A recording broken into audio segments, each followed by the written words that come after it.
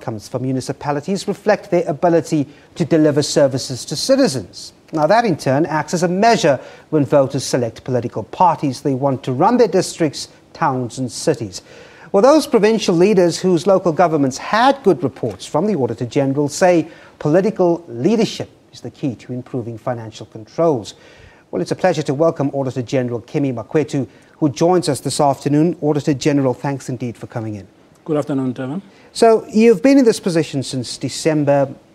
Are the audit outcomes what you expected, if indeed you had any expectations? We've seen some progress on unqualified outcomes or reports or audits, but the figures on wastage are staggering, aren't they? Is it what you expected?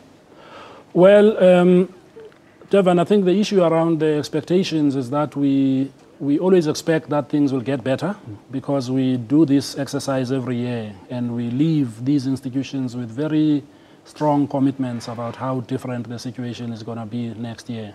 So certainly when we go through the audits and we do the analysis, we find that a lot of things are still remaining where they were. If I just give you a quick run of what has happened in this past year, we've had about 319 institutions that we audited. In total of that, about 69 improved. 25 went backwards, and the rest remained where they were in the 2011-2012 year. So that gives you a sense of what that commitment has translated into in terms of forward improvement. Now, when we look at that, we try and understand the role of the Auditor-General's office. And just looking at the past, we find that there was a lot of advisory execution onto municipalities in terms of how they should run their accounting processes. And some have said, well, perhaps what should take over now is a greater component of accountability and set aside that advisory role. What's your take on that? We've spent about the last 4 years with the former Auditor General, Terence Nombembe, doing exactly that. And the idea was not necessarily to become advisors to them while we are auditing them, because it might throw a lot of issues at us. However, what we thought was that they do not really have the deeper insights into the work that needs to be done. So we dragged the people on the political side to this conversation, because in the past it used to be left to those that have got technical financial skills alone. So we think we've made a significant shift from the mindset that said the issue of finance is only for the CFO or the municipal manager. We now have all the people that need to be on board. They are on board. And they have made commitments on the basis that they want to see their municipalities improve. So now that we have all the political players as well as the administrative players, the remaining challenge is for them to respond positively to the issues that are already on the table. There's nothing new that is going to be found in local government. It all boils down to the issue of serious circumvention of controls, as well as attracting people who've got less than the minimum requirements to perform financial management duties. I want to talk about that in the context of this platform you're putting forward.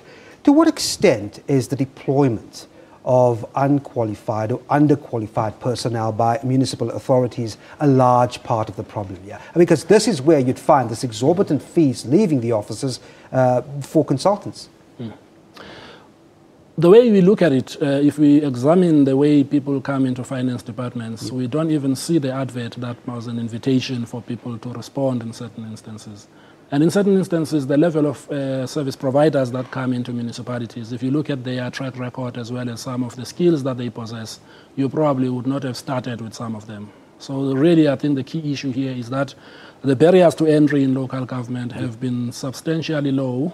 However, if you've got that environment where you've got low barriers to entry and you've got less controls at the leadership level, you're likely to end up with a situation where you've got all manner of service providers delivering little or nothing, as well as people in finance who do not necessarily do finance management jobs but are there to do other things. I want to talk about the Cooperative Governance Minister here, Pravin Gordhan. I mean, he comes with a notable record from Treasury, from SARS. A lot has been spoken about his new deployment. Very straightforward. To what extent is he a remedy? If you look at the system that we operate in, Devon, it's predominantly a cooperative governance setup, you know.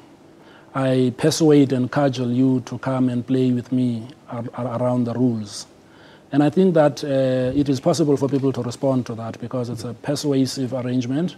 I don't think that it's meant to be a stick. It's meant to be a carrot that attracts people to see the value in doing the right thing. So I think the minister is well placed to drive that project and insist that the results that need to be achieved are what has already been communicated.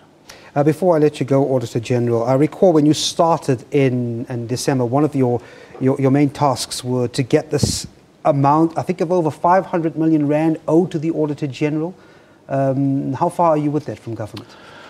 Well, I mean, the bulk of the monies that are owing to the office are largely in municipalities. Yep. National and provincial departments pay us well, and we are really thankful for them because they allow us to carry on with our mandate.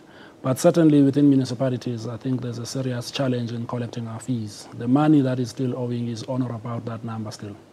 All right, we're going to have to leave it there. Thanks very much indeed. Kimi Makwetu, Auditor General. Thanks indeed for coming in. Thank you, Devin.